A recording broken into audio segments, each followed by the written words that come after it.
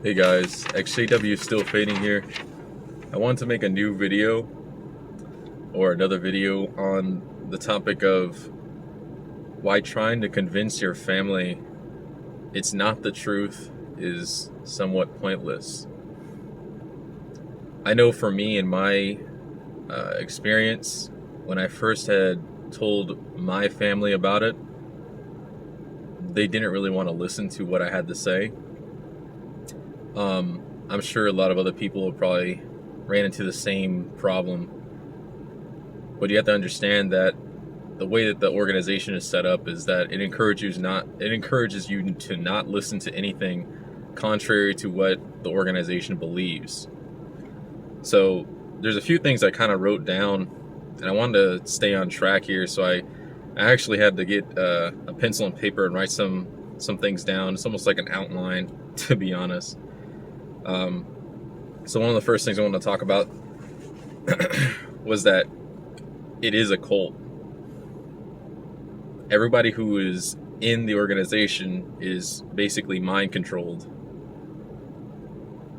They're deeply entrenched with their beliefs. They're conditioned to disregard information, as we just spoke about, and their emotions are heavily involved. And I think that last one is the worst part, because whenever you get someone's emotions heavily involved, and it can be with anything, literally anything. One of the main things, I guess, to use it as an example today, because there's a lot of problems with politics, and people's emotions are deeply involved with politics. It's not so much about finding solutions. It's just what somebody feels and what they believe, and then what their side believes. And it's more like a group think. I'd almost like to argue that to an extent, Democrats and Republicans are almost like a cult in itself, but not so much to the degree where they will shun you as heavily as other cults would, because you can say you're a Democrat or a Republican and then have a different thought from other Democrats and Republicans, and the Democrats or Republicans on either side, if they're on your side and you tell this to other Democrats or Republicans, they'll probably just be like, oh, you're just losing it or whatever. But it's not like they're gonna put your name down on a list and then you go to a different state and then other Republicans are also going to know, oh, this guy's not a Republican, and still shun you. You know what I mean?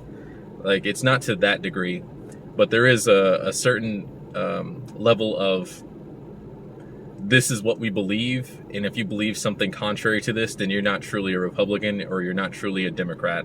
And I think that mindset's very destructive, not just in politics, but in anything.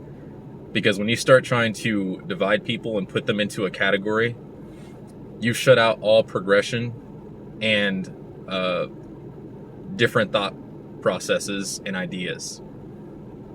And that's not good. It's never good to shut that down completely.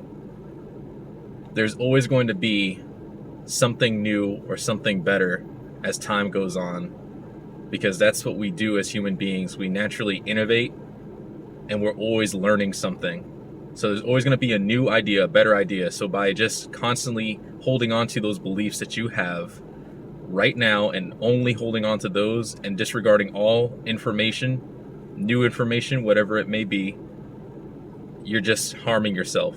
That's very destructive. All this is just my opinion, though. I mean, you guys can tell me in the comments. And this isn't a jab at any political party.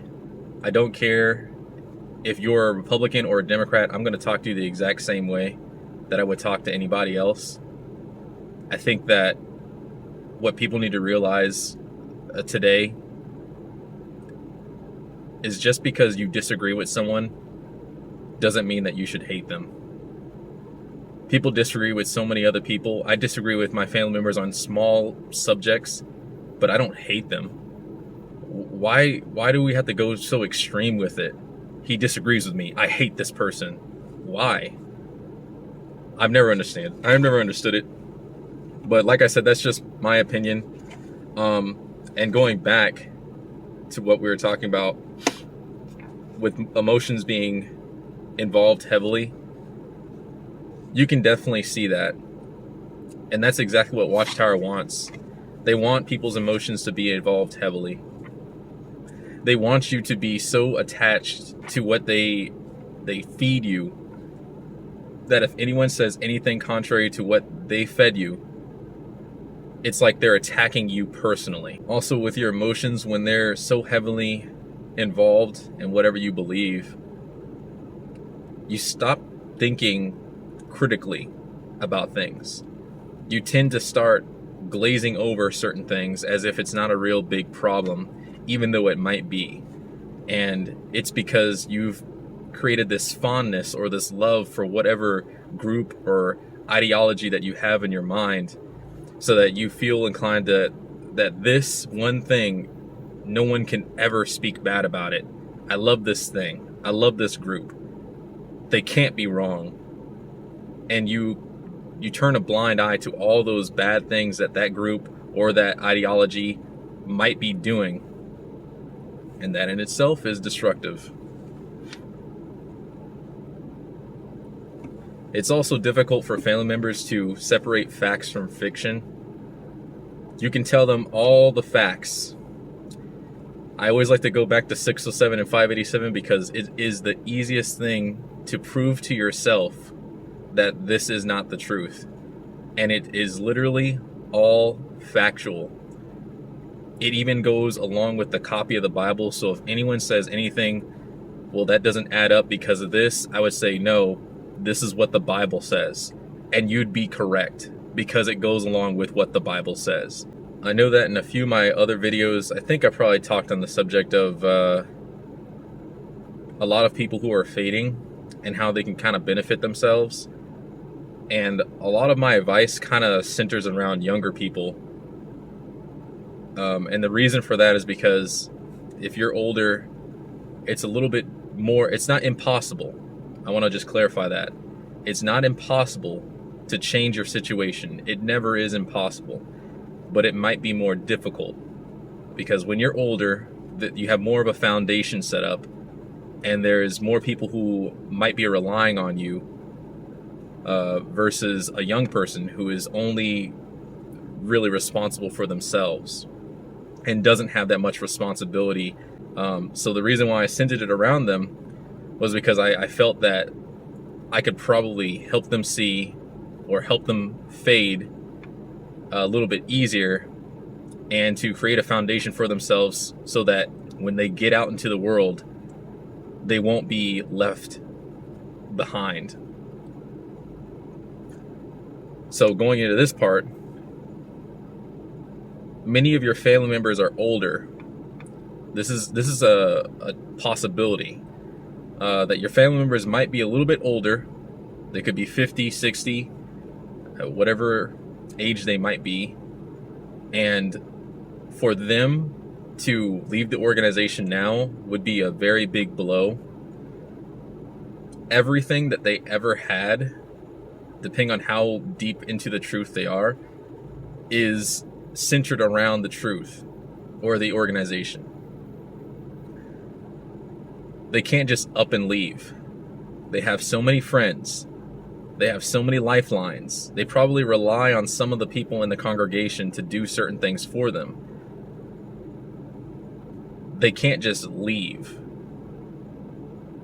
They would be much better off staying in the organization than leaving because it might hurt them physically if they left.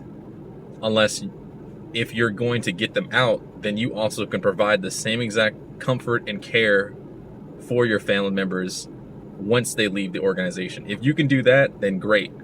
Try to get them out. But if you can't provide that, I almost want to say that it's probably better just to continue being in the organization because it would be harsh for them to be kicked out and then no one can take care of them.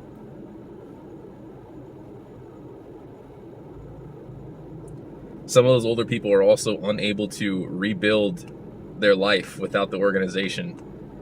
If they're older and they still work, they probably have jobs that are in some way, shape, or form, centered around the organization. They probably have a boss who is like their elder, or might be a ministerial servant, or they have a lot of friends that they work with at their job. The job itself is just ran by Jehovah's Witnesses. It would be very hard for them to just leave the organization, because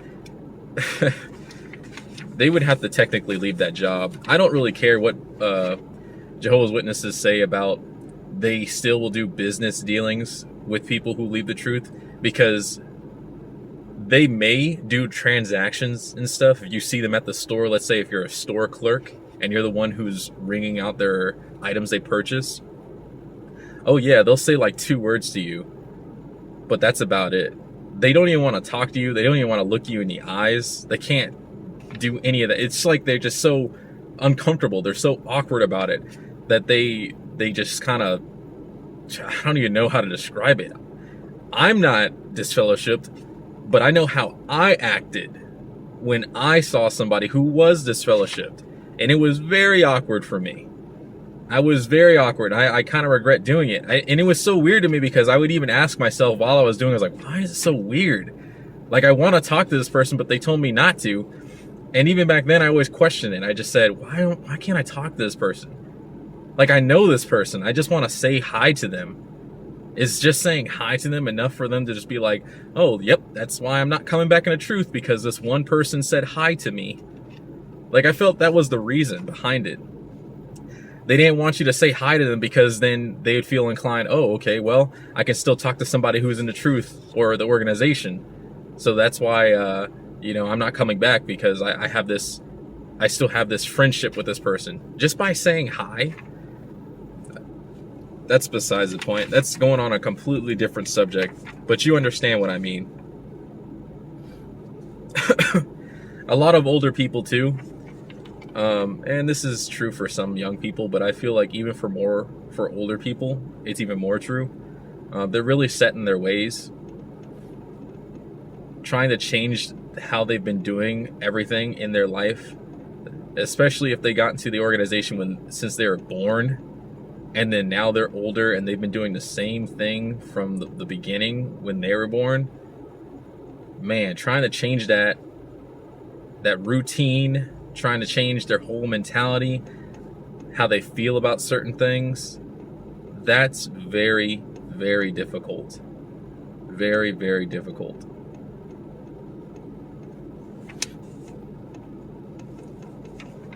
One last thing I wanted to talk about too was that there's a lot of constant debates that you might get yourself into. With me personally, when I first had told my family, my mother, man, I tell you what, she would come into my room and try to talk to me about something biblical.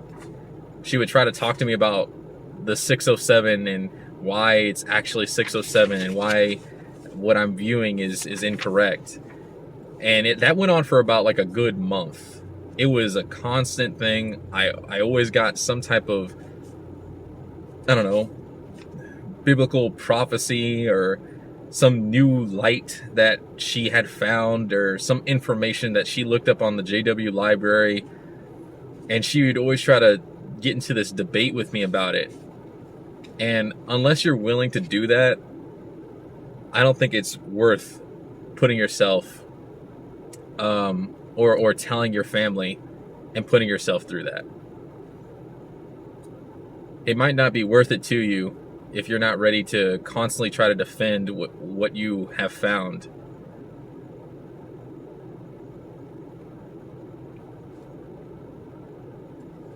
You'll also most likely get constant Bible reminders.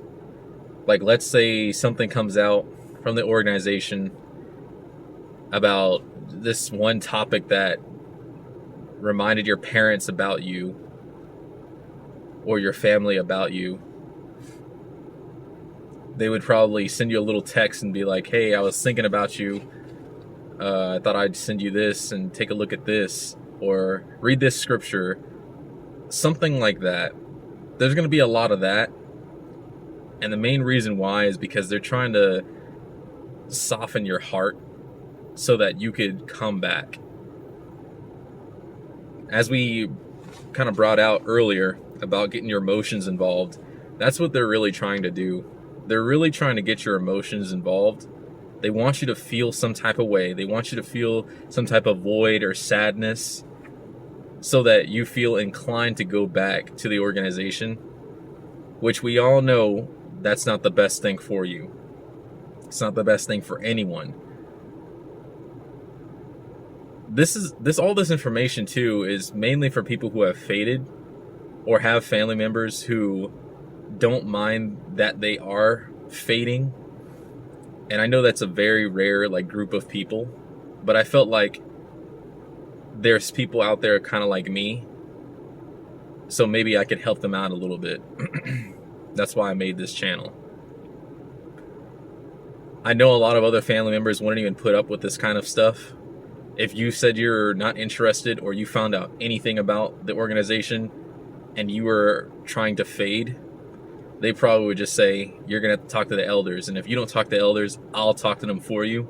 They'll go to the elders and they'll tell the elders, my son, daughter, my father, mother, whatever, whoever. Because, I mean, there's some cases where the parents are out, but the children are in. And the children don't want to listen to what the parents have to say about the organization. And the parents will be told on by the children to the elders. And it's pretty crazy. The parents will have to go in and to the judicial meeting and talk to the elders and explain themselves. Otherwise, they would just get disfellowshipped anyway. I feel that in my case, if they were ever going to have a judicial meeting with me and they gave me an ultimatum to have the judicial meeting and get disfellowshipped, well, I guess it's not really an ultimatum. I don't really have a choice. The end result is always disfellowship. You're going to get disfellowshipped anyway. If you go to this judicial meeting, you're going to get disfellowshipped at the end of it if you tell them exactly what you feel. And if you don't go to the judicial meeting, from what I've heard, I didn't know this actually, just recently I heard this, that you can get disfellowshipped even if you don't show up for the judicial meeting. That's new to me. So that's crazy. But I think for me personally, if they were ever trying to get me to go to a judicial meeting, I think I'd just go out with a bang.